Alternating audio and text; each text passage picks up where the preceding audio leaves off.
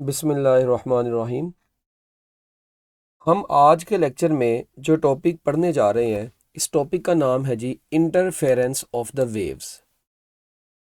अगर आपको last lecture याद हो, उसमें आपको मैं प्रिंसिपल ऑफ सुपरपोजिशन में तीन मेजर फिनोमिनास के बारे में बताया था कि जो केसेस थे प्रिंसिपल ऑफ सुपरपोजिशन के, उसमें एक इंटरफेरेंस का था, एक बीट्स का था और एक स्टेशनरी वेव्स का था। हम आज जो बच्चों टॉपिक स्टार्ट कर रहे हैं वो है interference of the waves.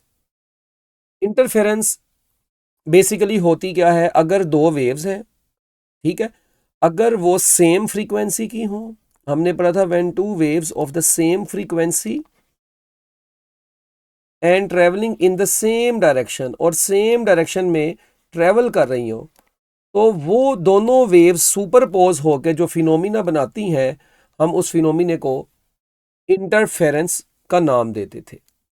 Interference बच्चों बेसिकली इसकी दो टाइप्स हैं, एक का नाम है कंस्ट्रक्टिव इंटरफेरेंस और एक का नाम है डिस्ट्रक्टिव इंटरफेरेंस।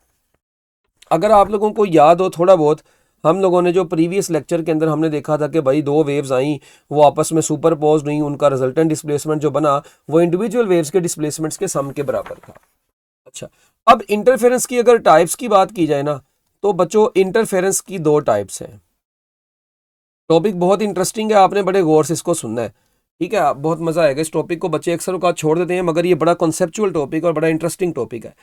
कंस्ट्रक्टिव इंटरफेरेंस और दूसरी टाइप का नाम है डिस्ट्रक्टिव इंटरफेरेंस। अब कंस्ट्रक्टिव और डिस्ट्रक्टिव इंटरफेरेंस में फर्क क्या है? नाम से पता चल रहा है कंस्ट्रक्टिव इंटरफेरेंस का वर्ड निकला है कंस्ट्रक्शन से। किससे निकला है? कंस्ट्रक्शन से। इसका मतलब है इसमें वेव्स एडअप होके एक दूसरे में एडअप होके एक रिजल्टेंट वेव जो बनाएंगी वो ग्रेटर डिस्प्लेसमेंट की होगी, क्योंकि उनकी कंस्ट्रक्शन हो गई है। हम इसके लिए एक बड़ा अच्छा वर्ड यूज करते हैं, रीइंफोर्स ईच अदर। वो जो दो वेव्स आपस में मिलती हैं वो एक दूसरे को सपोर्ट करती हैं, एक दूसरे में एडअप होकर लार्ज डिस्प्लेसमेंट बनाती हैं। जबकि डिस्ट्रक्टिव का वर्ड निकला है डिस्ट्रक्शन से, यानी एक दूसरे के असर को ख़त्म कर देती हैं, एक दूसरे को ख़त्म कर देती हैं। तो बच्चों इंटरफेरेंस की पहली डेफिनेशन ये बनी कंस्ट्रक्टिव इंटरफेरेंस की, कि हम यहाँ पर ये कह सकते हैं कि कंस्ट्रक्टिव इंटरफेरेंस में क्या होता है, टू वेव्स एक दूसरे में एडअप होके जो रिजल्टेंट वेव बनती है, वो रिजल्टेंट वेव का जो डिस्प्लेसमेंट होता है, रिजल्टेंट डिस्प्लेसमेंट जो होता है, वो इंडिविजुअल वेव्स के डिस्प्लेसमेंट से क्या होता है? ग्रेटर होता है। ठीक है, यानी वेव्स एडअप होंगी तो उनका रिजल्टेंट डिस्प्लेसमेंट जो होगा individual displacements of the wave से क्या होगा? ग्रेटर होगा। जबकि डिस्ट्रक्टिव इंटरफेरेंस में जब दो वेव्स एक दूसरे में एडअप होती हैं तो ओवरऑल रिजल्टेंट डिस्प्लेसमेंट जो होता है, रिजल्टेंट डिस्प्लेसमेंट वो डिक्रीज हो जाता है, क्योंकि वो कंस्ट्रक्शन होगी, कम हो जाता है as compare to individual displacements of the waves. Waves के इंडिविजुअल डिस्प्लेसमेंट से यहाँ पे डिस्प्लेसमेंट क्या होगा? कम होगा। कंस्ट्रक्टिव इंटरफेरेंस में हम बच्चों यहाँ पर ये भी कहते हैं साउंड के केस में, क्योंकि दो साउंड अगर ऐड होंगी तो सपोज करें एक की लाउडनेस कम थी, दूसरे की भी कम थी, तो जब वो दोनों ऐड होंगी तो लाउड साउंड प्रोड्यूस करवाएंगी। तो हम ये कहते हैं कि जो कंस्ट्रक्टिव इंटरफेरेंस होती है ये बेसिकली इको जोन प्रोड्यूस करवाती है साउंड के केस में। जबकि यहाँ पर दोनों वेव्स एक दूसरे के साथ एक दूसरे के इफेक्ट को कैंसिल कर देती हैं, तो ये जो जोन होता है साउंड का, जहाँ पे दो साउंड एक दूसरे के इफेक्ट को कैंसिल करते हैं, उसको बोलते हैं साइलेंस जोन। क्या बोलते हैं? साइलेंस जोन बोलते हैं। अच्छा, उसके बाद कंस्ट्रक्टिव इंटरफेरेंस में दो वेव्स एडअप हुई हैं और रिजल्टेंट डिस्प्लेसमेंट लार्ज आया है। ठीक है, यहाँ पर रिजल्टेंट डिस्प्लेसमेंट क्या आता है? स्मॉल आता है। जब हम इनको ग्राफ के ऊपर प्लॉट करते हैं, CRO के ग्राफ के ऊपर, तो हम देखते हैं कंस्ट्रक्टिव इंटरफेरेंस का ग्राफ जो होता है ना, उसमें हमें बकायदा ऐसे बच्चों पूरी वेव ऐसे नजर आती है जो जो ये शो कर रही होती है कि जो न्यू वेव बनी है वो मैक्सिमम डिस्प्लेसमेंट वाली बनी है। जबकि डिस्ट्रक्टिव इंटरफेरेंस को जब हम ग्राफ के ऊपर देखते हैं तो बच्चों डिस्ट्रक्टिव इंटरफेरेंस में ग्राफ के ऊपर ऐसे ये वाई एक्सिस है, ये एक्स एक्सिस है, हमें यहाँ पे बच्चों जीरो डिस्प्लेसमेंट मिलता है या मिनिमम, बहुत मिनिमम डिस्प्लेसमेंट मिलता है, तो इसका जो ग्राफ होता है वो ऐसे जीरो लाइन होती है। ठीक है, अच्छा, उसके बाद जो बड़ी इंटरेस्टिंग चीज़ अब आगे आने वाली है, कंस्ट्रक्टिव इंटरफेरेंस उस वक्त होती है जब किसी एक वेव का क्रस्ट दूसरी वेव के क्रस्ट से मिलता है, या किसी एक वेव का ट्रफ दूसरी वेव के ट्रफ से मिलता है, या कंप्रेशन किसी वेव की दूसरी वेव की कंप्रेशन से मिलती है, या रेयरफेक्शन किसी वेव की रेयरफेक्शन से मिलती है। ठीक है, यानी क्रस्ट क्रस्ट से मिले, ट्रफ ट्रफ से मिले, या कंप्रेशन कंप्रेशन से मिले, रेयरफेक्शन रेयरफेक्शन से मिले, तो कंस्ट्रक्टिव इंटरफेरेंस होती है। जबकि अगर डिस्ट्रक्टिव इंटरफेरेंस की बात करें तो बच्चों डिस्ट्रक्टिव इंटरफेरेंस में कंप्रेशन जो क्रस्ट जो होता है वो ट्रफ से मिल जाता है, या ट्रफ जो है वो क्रस्ट से मिल गया, या जो कंप्रेशन है वो रेयर फ्रैक्शन से मिल गई, या जो रेयर फ्रैक्शन है वो कंप्रेशन से मिल गई। तो बच्चों ऐसी सूरत हाल में वेव्स जो होती हैं वो डिस्ट्रक्टिव इंटरफेरेंस प्रोड्यूस करवाती हैं। अच्छा, अब ये चीज़ जो मैंने कंप्रेशन और रेयर फ्रैक्शन की है ये हम अभी यहाँ पर बहुत डिटेल में डिस्कस करेंगे। अच्छा, इसके बाद एक बात और बड़ी ही इंपॉर्टेंट बच्चों, कंस्ट्रक्टिव इंटरफेरेंस उन दो पॉइंट्स के दरमियान में होती है जिनका पाथ डिफरेंस, हम पाथ डिफरेंस को डेल्टा एस से शो कर रहे हैं। अगर उनका बच्चों जो पाथ डिफरेंस है वो किसके बराबर होगा, एन लैम्डा के बराबर होगा। किसके बराबर होगा, एन लैम्डा के बराबर होगा। तो ऐसी इंटरफेरेंस को हम नाम देते हैं कंस्ट्रक्टिव इंटरफेरेंस का। यहां पर जो एन है ये प्लस माइनस में होगा, एन जो है ये 0, फिर +-1 +-2 +-3 एंड सो ऑन चलता है। जब हम यहाँ पे वैल्यूज पुट कर देते हैं तो अब देखें, अगर पुट करेंगे तो देखें पहला आएगा 0, फिर आएगा +- लैम्डा, फिर आएगा +-2 लैम्डा, फिर आएगा +-3 लैम्डा, यानी कि हम ये कह सकते हैं इंटेग्रल मल्टीपल ऑफ लैम्डा। ऐसी इंटरफेरेंस की टाइप जिसमें बच्चों इंटेग्रल मल्टीपल्स ऑफ लैम्डा आते हैं, हम बोलते हैं कि इसका मतलब है वहां पे कंस्ट्रक्टिव इंटरफेरेंस हुई है। दूसरी साइड पे डिस्ट्रक्टिव इंटरफेरेंस। डिस्ट्रक्टिव इंटरफेरेंस का जो पाथ डिफरेंस होता है, ये जो पाथ डिफरेंस है इसमें हम कहते हैं delta S is equal to 2n+1 into λ/2। ये जो 2n+1 है ना, ये ओड नंबर जनरेटर होता है। कैसे वाला, देखिए अगर 2n+1 है, ठीक है, अगर मैं n की वैल्यू यहाँ पे पुट कर देता हूँ, 0 पुट कर दूंगा तो 1 आएगा, n की जगह पे 1 पुट करूंगा 3 आएगा, n की जगह पे 2 पुट करूंगा 5 आएगा, n की जगह पे 3 पुट करूंगा 7 आएगा। इसको बोलते हैं ओड नंबर जनरेटर। अच्छा, अब ये जो ओड नंबर जनरेटर है ये आप लोगों ने याद रखना है। हम इसको जब यहाँ पे, इसका मतलब है n की जो वैल्यूज यही वाली सेम वैल्यूज, n की वैल्यू 0, फिर +-1 +-2 +-3 हो सकती है। तो यहाँ पे जब हम पुट करते हैं n की वैल्यूज तो पहला 0 नहीं आता, अब पहला आएगा +- λ/2, दूसरा आएगा 3 λ/2 प्लस माइनस के साथ ही, ठीक है, फिर आएगा 5 λ/2, फिर उसके बाद बच्चों आएगा 7 λ/2, यानी λ/2 के ओड मल्टीपल्स आ रहे हैं। तो ऐसी इंटरफेरेंस जिनमें पाथ डिफरेंस जो ओड मल्टीपल ऑफ λ/2 हम उसको डिस्ट्रक्टिव इंटरफेरेंस बोलते हैं, और जिनमें पाथ डिफरेंस जो होता है वो इंटेग्रल मल्टीपल ऑफ लैम्डा होता है उसको हम बोलते हैं क्या, उसको हम बोलते हैं कंस्ट्रक्टिव इंटरफेरेंस। अच्छा, यहाँ पर एक बहुत बड़ी कंफ्यूजन है बच्चों को जो कि यार ये पाथ डिफरेंस और फेज डिफरेंस में क्या फ़र्क है। भाई मैं आपको इस चैप्टर के शुरू में जब पीरियोडिक वेव्स का टॉपिक पढ़ाया था, मैंने आपको पहला लेक्चर, उसके अंदर आप लोगों को बड़ा क्लियर वाज़िया किया था कि जो फेज डिफरेंस होता है उसका फार्मूला होता है phi is equal to 2πx/λ। ये बड़ा इंपॉर्टेंट नोट है, इसको बड़े अच्छे तरीके से आप लोगों ने सुन लेना है। यहाँ पर जो फाई था ये फेज डिफरेंस था, और जो ये एक्स था ये पाथ डिफरेंस था। होता ये पाथ जो फेज डिफरेंस होता है ये तो जो सी भी दो वेव्स के दरमियान में एंगल का डिफरेंस होता है ना। अगर आप किसी भी वेव के दो पॉइंट्स के दरमियान में एंगल देख रहे हैं तो उन एंगल के डिफरेंस को बोलते हैं फेज डिफरेंस। और उन्हीं दो पॉइंट्स के दरमियान में जो वेवलेंथ का डिफरेंस होता है ना, जो वेव्स किसी पॉइंट तक पहुंचती हैं, ठीक है, उन वेव्स की वेवलेंथ के डिफरेंस को पाथ डिफरेंस बोलते हैं। ठीक है, फॉर एग्जांपल मैं कहता हूं एक पॉइंट है, एक वेव यार यहां से इधर आ रही है, एक वेव यहां से इधर आ रही है, तो कोई वेवलेंथ इसकी भी होगी, कोई वेवलेंथ उसकी भी होगी। इन वेवलेंथ का जो डिफरेंस होगा λ2 - λ1 या λ1 - λ2, हम इसको बोलते हैं बेसिकली पाथ डिफरेंस। किसी भी पॉइंट पर पहुंचने वाली वेव्स के पाथ डिफरेंस क्या चीज होती है, वो दोनों वेव्स की वेवलेंथ के डिफरेंस को बोलते हैं पाथ डिफरेंस। अब प्लस में भी आ सकता है, आप जिसको मर्जी कर दें, प्लस में भी हो सकता है, माइनस में भी हो सकता है, इसीलिए तो हम यहाँ पे n की वैल्यू प्लस माइनस में यूज करते हैं। ठीक है, अच्छा अब यहाँ पे मैं आपको जो बात बताने लगा हूं वो बड़ी इंटरेस्टिंग है। ये यहाँ से मैं इरेज कर रहा हूं, ये वाली बात देखें, ये जो फेज डिफरेंस है, अब पेपर में एंट्री टेस्ट भी आप लोगों ने इंशाल्लाह कल को देना है, ठीक है। तो आप लोग देखें बच्चों, अगर ये x की जगह पे डेल्टा एस यानी पाथ डिफरेंस है, अगर मैं ये फेज डिफरेंस निकालना चाहूं कंस्ट्रक्टिव और डिस्ट्रक्टिव इंटरफेरेंस के लिए, तो कंस्ट्रक्टिव इंटरफेरेंस और डिस्ट्रक्टिव इंटरफेरेंस के फेज डिफरेंस का फार्मूला क्या होगा। मैं x की जगह पर ये वाली वैल्यू पुट कर देता हूँ n लैम्डा, जब मैं पुट करूंगा लैम्डा लैम्डा से कट जाएगा तो phi is equal to 2πn बचेगा, that is the phase difference of constructive interference. ये एक्स्ट्रा इन्फॉर्मेशन है, ये आपकी बुक में नहीं है, मगर ये एंट्री टेस्ट में बहुत काम आती है। अच्छा, अगर मैं डिस्ट्रक्टिव इंटरफेरेंस की बात करूं तो x की जगह पे वही 2n+1 λ/2 पुट करूंगा, तो लेमडा लेमडा से कट जाएगा, 2 2 से कट जाएगा, तो फार्मूला आपके पास बचेगा phi is equal to 2n+1 into pi. ये आपके पास डिस्ट्रक्टिव इंटरफेरेंस का फेज डिफरेंस निकालने का फार्मूला होगा। अच्छा, अगर मैं अब यहाँ पे वही n की वैल्यूज पुट कर दूं, तो अगर आप यहाँ पर गौर से देखेंगे तो आपके पास n की जो वैल्यू आएगी, पहले 0, फिर 2 पाई, फिर बच्चों 4 पाई, फिर 6 पाई, यानी इवन मल्टीपल्स ऑफ पाई आ रहे हैं। अच्छा, अगर मैं यहाँ पे पुट करूँ तो पहली आएगी बच्चों पाई, फिर आएगा अपना n की जगह पे 1 पुट करेंगे तो 3 पाई, फिर कितना आएगा 5 पाई, फिर कितना आ जाएगा 7 पाई, and so on.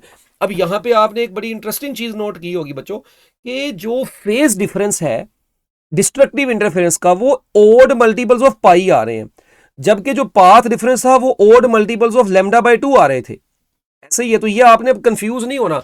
Path difference में वेवलेंथ के लिहाज से डीलिंग की जाएगी, फेज डिफरेंस में पाई यानी एंगल के लिहाज से हम डील कर रहे होंगे। कंस्ट्रक्टिव इंटरफेरेंस में जो फेज डिफरेंस होता है वो इवन मल्टीपल ऑफ पाई होते हैं, जबकि कंस्ट्रक्टिव इंटरफेरेंस का जो पाथ डिफरेंस होता है ये इंटेग्रल मल्टीपल ऑफ लेमडा होते हैं। तो ये मैं उम्मीद करता हूं कि आपको मेरी ये बातें बहुत अच्छे तरीके से समझ आ गई होंगी।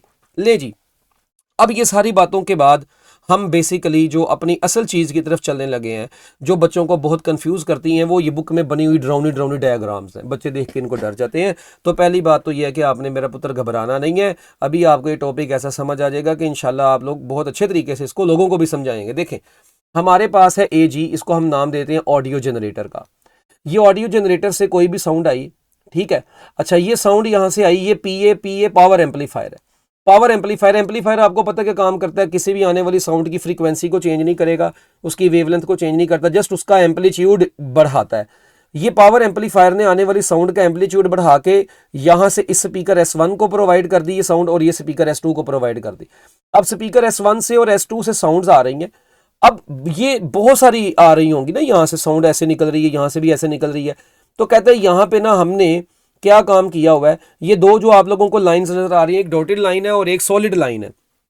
अगर आप इन डॉटेड और सॉलिड लाइंस को थोड़ा गौर से देखें तो आप यहां पर बहुत आसानी से कहेंगे कि ये जो P2 P4 P2 ठीक है, और ये P4, और इस तरह ये P1 P3 P5, ये कुछ पॉइंट्स ऐसे हैं जो जहां पे कंस्ट्रक्टिव इंटरफेरेंस हो रही है, और कुछ पॉइंट्स बच्चों यहां पे ऐसे हैं जहां पे डिस्ट्रक्टिव इंटरफेरेंस हो रही है।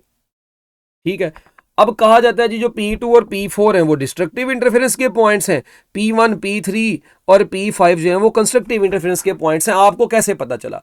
आप क्या काम करेंगे, आप ये कैथोड रे ऑसिलोस्कोप है, आप CRO के साथ इसका वो लगाएंगे, एक वायर सी होती है, ठीक है, वो माइक है, आप उस माइक को डिफरेंट पॉइंट्स पर रखते हैं। कहाँ पे? आप इस माइक को क्या करें, डिफरेंट पॉइंट्स के ऊपर रखें। जहां पे आप इसको इस माइक को रख रहे हैं डिफरेंट पॉइंट्स के ऊपर, जहां पे आपको कोई साउंड नहीं सुनाई दे रही, इसका मतलब वहां पे डिस्ट्रक्टिव इंटरफेरेंस है, और जहां पे आपको लाउड साउंड सुनाई दे रही है, इसका मतलब वहां पे कंस्ट्रक्टिव इंटरफेरेंस है। मगर इस बात को, ये जो हमने माइक की मदद से इसको टेस्ट किया, अब ये तो एक तो तरीका था प्रैक्टिकली, मतलब आप पावर अपना स्पीकर्स के आसपास डिफरेंट जगहों के ऊपर आपने माइक को रख के देख लिया और ग्राफ प्लॉट करके देख लिया। CRO के ऊपर आपको ऐसे ग्राफ नजर आएंगे कंस्ट्रक्टिव और डिस्ट्रक्टिव इंटरफेरेंस। मगर इन पॉइंट्स पर कंस्ट्रक्टिव और डिस्ट्रक्टिव इंटरफेरेंस हुई, ये तो हमने प्रैक्टिकली देखा। अगर हम इसको मैथमेटिकली देखना चाहें तो हम इसको कैसे देखेंगे? उसके लिए बच्चों हमारी किताब में दूसरी डायग्राम एक बनी है। अगर आप इस डायग्राम के ऊपर गौर करें, आपको नजर आ रहा है वही audio generator, power amplifier, speaker S1, speaker S2। अच्छा, अब जो डॉटेड लाइंस और सॉलिड लाइंस हैं बच्चों, ये देखें, ये जो सॉलिड लाइन है, याद रखिएगा सॉलिड लाइंस कंप्रेशन को शो कर रही हैं। किसको शो कर रही हैं? कंप्रेशन को शो कर रही हैं। और जो यानी कि जो सॉलिड लाइंस हैं, ये याद रखिएगा क्योंकि साउंड वेव्स आपको पता है कंप्रेशन और रिफ्लेक्शन की फॉर्म में ट्रेवल करती हैं, तो ये कंप्रेशन को शो कर रही हैं, जबकि जो डॉटेड लाइंस हैं ये किसको शो कर रही हैं? ये रिफ्लेक्शन को शो कर रही हैं। अच्छा, तो ये कंप्रेशन रिफ्लेक्शन की फॉर्म में ये साउंड वेव्स ट्रेवल कर रही हैं। दूसरी बात, आपको पता है एक कंप्रेशन से दूसरी कंप्रेशन तक के डिस्टेंस को बोलते हैं वेवलेंथ लैम्डा, या एक रिफ्लेक्शन से दूसरी रिफ्लेक्शन तक के डिस्टेंस को भी क्या बोलते हैं? लैम्डा। मगर एक रिफ्लेक्शन और कंप्रेशन के दरमियानी फासले को हम बोलते हैं लैम्डा बाय 2। ये बातें आपने याद रखनी है, बहुत जाके अभी आगे यूज होने लगी है इंशाल्लाह। अच्छा, अब देखें, मैंने आपको ऊपर डिफरेंस में बताया कि जहां पे कंप्रेशन से मिलती है, यहां पे बताया था या क्रस क्रस से या कंप्रेशन से मिले और रेयर फ्रैक्शन से मिले, कंस्ट्रक्टिव इंटरफेरेंस होती है। जहां पे कंप्रेशन रेयर फ्रैक्शन से या रेयर फ्रैक्शन कंप्रेशन से मिलती है वहां पे डिस्ट्रक्टिव इंटरफेरेंस होती है। आइए हम इस पॉइंट को यहां पर गौर से देखने जा रहे हैं। ये देखिए मेरे प्यारे बच्चों, हम क्या काम कर रहे हैं, देखें मैंने अभी जिन पॉइंट्स को ऊपर बताया था कि वो कंस्ट्रक्टिव और डिस्ट्रक्टिव के हैं, हम यहाँ पे देखते हैं। अब ये पॉइंट P1 है, ठीक है। इस पॉइंट P1 के ऊपर अगर आप थोड़ा गौर से देखें तो इस स्पीकर S1 से जो वेव आ रही है, ठीक है, उसकी वो डॉटेड है, यानी कि रेयर फ्रैक्शन है। और स्पीकर S2 से भी जो वेव आ रही है उसकी भी डॉटेड लाइन मिल रही है। तो डॉटेड का मतलब है रेयर फ्रैक्शन, तो रेयर फ्रैक्शन से मिल रही है। तो एक बात तो क्लियर होगी कि इस पॉइंट P1 पर कौन सी इंटरफेरेंस है, कंस्ट्रक्टिव इंटरफेरेंस बन रही है। लो जी बच्चों, तो P1 पे हुई कंस्ट्रक्टिव इंटरफेरेंस। मगर फिर एक बच्चा कहता सर नहीं, दिल को तसल्ली नहीं हुई।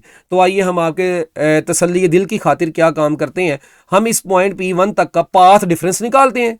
अच्छा, अगर वो path difference 0, lambda 2, lambda 3, lambda आता है, इसका मतलब है कि इस पॉइंट पे कंस्ट्रक्टिव इंटरफेरेंस है। लो जी, हम क्या काम करते हैं, हम देखते हैं इस फॉर पॉइंट P1 हम इस P1 के लिए एक बड़े ही थोड़ी सी जदोजहद करने लगे हैं। ये स्पीकर S1 है, ये स्पीकर S2 है, इससे ये पॉइंट P1 तक एक वेव आ रही है, इससे भी एक वेव आ रही है। अच्छा, इस डिस्टेंस अब S1 से P1 तक जो वेव आ रही है उसकी वेवलेंथ कितनी होगी, अब हम देख लेते हैं। ये पहली कंप्रेशन से लेकर इस रेयर फ्रैक्शन तक देखें। अब ये डिस्टेंस लैम्डा होता है, ये डिस्टेंस भी लैम्डा होता है, ये डिस्टेंस भी लैम्डा होता है, मगर ये वाला जो डिस्टेंस है ये λ/2 होता है।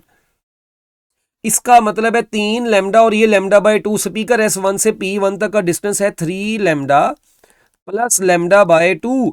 तो माशाल्लाह वो स्कूल की मिस फायजा ब्यूटी क्रीम ने आपको वो सिखाए थे ना एलसीएम लेने, तो ये आ जाएगा कितना, 7 λ/2 आ गया। ले जी, S1 से P1 तक का डिस्टेंस आपने निकाल लिया, वेवलेंथ यानी जो वेव आ रही है उस वेव की वेवलेंथ आपने निकाल ली।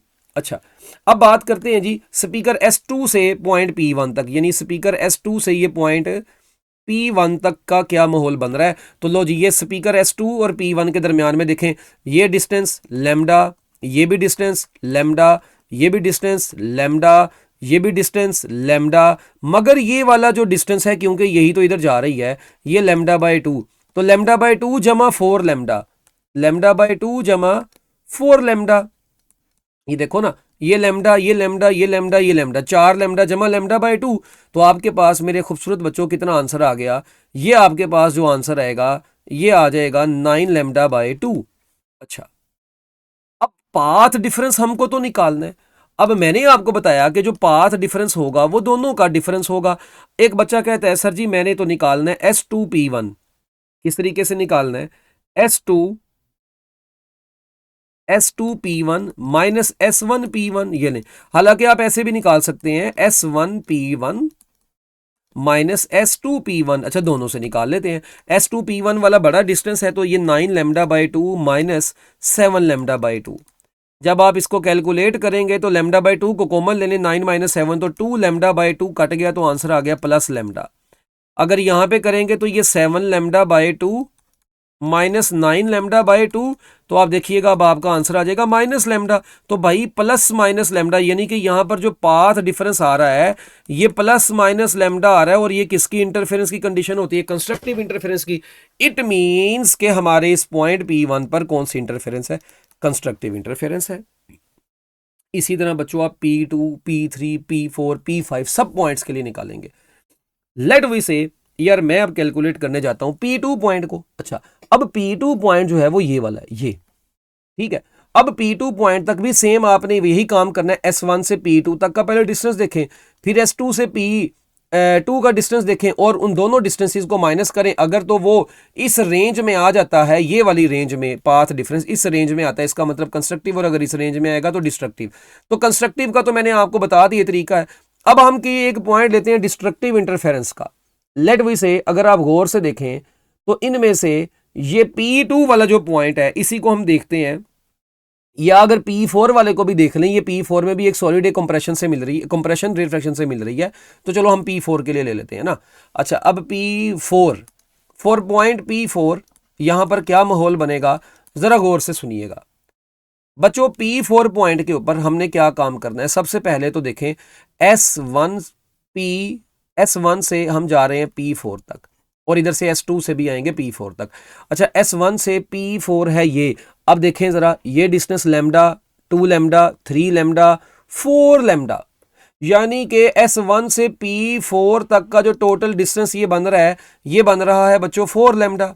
ओके, अब P4 का डिस्टेंस यहां से भी ज़रा देख लें, ये बनता है लैम्डा, 2 लैम्डा, 3 लैम्डा, कितना बन रहा है 3 लैम्डा, ये देखिए दोबारा। और ये फिर उसके बाद P4 यहां पे आगे भी तो जा रहा है, तो ये देखें 1 लैम्डा, 2 लैम्डा, 3 लैम्डा, ये और आगे वाला लैम्डा बाय 2, यानी 3 लैम्डा जमा लैम्डा बाय 2, तो आपका आंसर आ गया 7 लैम्डा बाय 2। अब पाथ डिफरेंस आप कैलकुलेट कर लेते हैं। जब आप पाथ डिफरेंस कैलकुलेट करते हैं 7 लैम्डा बाय 2 माइनस 4 लैम्डा कर लें, या आप 4 लैम्डा माइनस 7 लैम्डा बाय 2 कर लें, 4 लैम्डा माइनस 7 लैम्डा बाय 2। अच्छा चलो जी, अब अगर आप थोड़ा सा गौर से देखें तो ये कितना बन जाएगा, ये बनेगा जी माइनस लैम्डा बाय 2, और यहाँ से कैलकुलेशन के बाद आएगा प्लस लैम्डा बाय 2। अब आपका जो पाथ डिफरेंस आ रहा है ये आ रहा है प्लस माइनस लैम्डा बाय 2, और ये पॉइंट कौन सा है, डिस्ट्रक्टिव इंटरफेरेंस का है। और आप देख भी रहे हैं कि पॉइंट P4 पर ए सॉलिड लाइन मिल रही है S1 की, और डॉटेड लाइन मिल रही है S2 की, यानी कंप्रेशन रेफ्रैक्शन से मिल रही है, और वैसे भी डिस्ट्रक्टिव इंटरफेरेंस हो रही है। तो ये कुछ बातें थी बच्चों जो कि इस टॉपिक में से हर बच्चे को पता होनी चाहिए, मगर बच्चे इस टॉपिक को इग्नोर कर देते हैं। ये टॉपिक इग्नोरेबल नहीं है, ये टॉपिक बहुत आसान है, और आपके एफएससी लेवल के ऊपर ये आप लोगों को मैंने समझा दिया है। मैं उम्मीद करता हूं कि आप लोगों को ये टॉपिक अच्छे तरीके से समझ आ गया होगा। इसको अब आप लोगों ने बुक से रीड कर लेना है, और इसमें एमसीक्यूज जो बनते हैं वो बहुत कमाल के बनते हैं, वो मैंने आपको बता दिए हैं। अगर आपको लेक्चर अच्छा लगा है तो पुत्र कमेंट में मुझे ज़रूर बताइएगा। चैनल अगर आपने सब्सक्राइब नहीं किया, सब्सक्राइब करें।